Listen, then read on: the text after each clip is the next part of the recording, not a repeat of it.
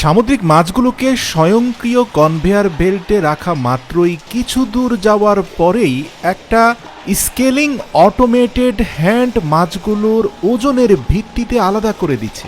এই যেমন ধরুন 1 কেজির মাছটা 1 কেজির স্কেলের সামনে যাওয়া মাত্রই স্বয়ংক্রিয় হ্যান্ড সেটাকে 1 কেজির খোপে ফেলে দিচ্ছে।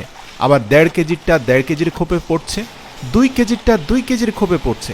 এভাবে হাজার হাজার সামুদ্রিক মাছকে ওজনের ভিত্তিতে আলাদা করার জন্য মানুষকে ওজন দিতে হয় না, শুধু কনভেয়ার বেল্টে রাখলেই সেগুলো আলাদা আলাদা পাত্রে চলে যায়। এছাড়াও ফিশ কাটিং থেকে শুরু করে অসাধারণ সব অত্যাধুনিক টেকনোলজি ব্যবহার করেই মাছকে প্রক্রিয়াজাত করা হয় কুরিয়ার মার্কেটে। প্রিয় দর্শক, আপনি যদি স্টার্ট করতে চান একেবারে প্রথম ব্যক্তি হিসাবে বাংলাদেশের মার্কেটে নতুন কিছু, তাহলে এই ভিডিওটা আপনার জন্য।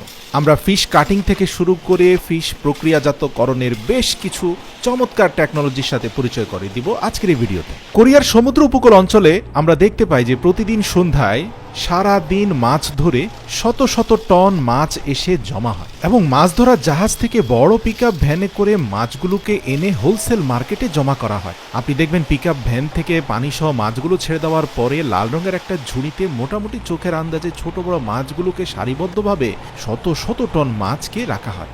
এবার এখান থেকে ডাকের ভিত্তিতে মাছগুলো বিক্রি হবে হোলসেলারদের কাছে। আপনারা দেখতে পাচ্ছেন অসংখ্য মানুষ চারপাশে দাঁড়িয়ে আছে এবং জাহাজের মালিক দর করার জন্য সবাইকে আমন্ত্রণ জানাচ্ছে। এক একজন এক একটা দর বলছে, যে সবচেয়ে বেশি দাম দিতে পারবে তার কাছে মাছগুলো বিক্রি হবে। তো হোলসেলাররা মাছগুলো সংগ্রহ করে সরাসরি তাদের নিজেদের ফ্যাক্টরিতে নিয়ে আসেন।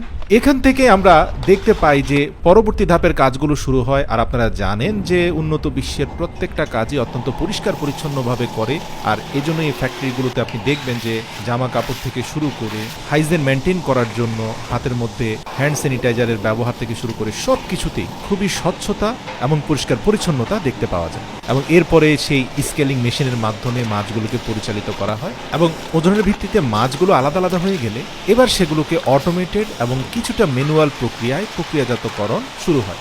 শুরুর দিকে মাছের পেট কেটে তার ভেতর থেকে নাড়িভুড়ি বের করার যে কাজটা, সেটা মেশিনের মাধ্যমে করা হয় না, কেননা মেশিনের মাধ্যমে 100% হাইজিন মেনটেন হবে না।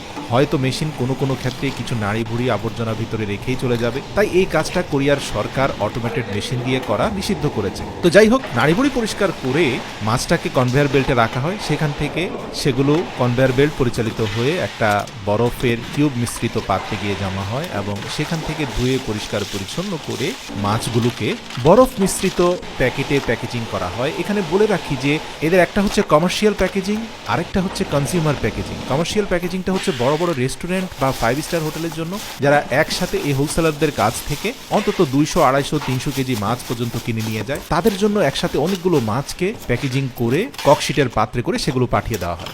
আর কনজিউমারদের জন্য কয়েকটি প্রক্রিয়া আছে। এই যেমন ধরুন, এই যে মেশিনটার মাধ্যমে মাছ পরিচালিত যখন হয় তখন মাছগুলোকে দ্বিখণ্ডিত করে চলে যায়। তো এখানে আবার হাতের কাজ আছে, যেমন মধ্যখানের কাটা বের করা বা অবশিষ্ট প্যাটের মধ্যে যদি কোনো নাড়িভুড়ি থাকে সেগুলোকে পরিষ্কার পরিচ্ছন্নতার কাজ করা। তো সেখানে আবার তৃতীয় ধাপে আমরা দেখতে পাই যে টুকরো করা মাছগুলোকে আরেকটা প্লাস্টিকের পাত্রের মধ্যে রেখে একটার পর একটা ঝুড়িতে সারিবদ্ধ করা হচ্ছে রেফ্রিজারেটরে নিয়ে যাওয়ার জন্য। যখন এগুলো অন্তত -15 থেকে 20 ডিগ্রি তাপমাত্রায় একেবারে বরফে জমে যাবে, তখন আবার সেগুলোকে কমার্শিয়াল এবং কনজিউমার প্যাকেজিং করা হবে। কনজিউমার প্যাকেজিং এ প্রতি 1 পিস মাংসকে আলাদা আলাদা প্যাকেটে ভরা হয় এবং সেগুলো চলে যায় সুপার শপে, যাতে যে কোনো সাধারণ মানুষ এই মাছগুলো কিনতে পারে। প্রিয় দর্শক, আপনারা দেখতে পাচ্ছেন সাধারণত ঘরে এনে মাছগুলোকে টুকরো টুকরো করে সেগুলোকে কোরিয়ানরা বিভিন্ন ধরনের সুস্বাদু শাক সবজি, রসুন কুচি, পেঁয়াজ পাতা কুচি দিয়ে রান্না করে খেয়ে থাকে। এছাড়াও তারা আবার স্লাইড করা মাছগুলোকে ফ্রাই প্যানে ভেজে সেগুলোকে স্টিকি রাইসের সাথে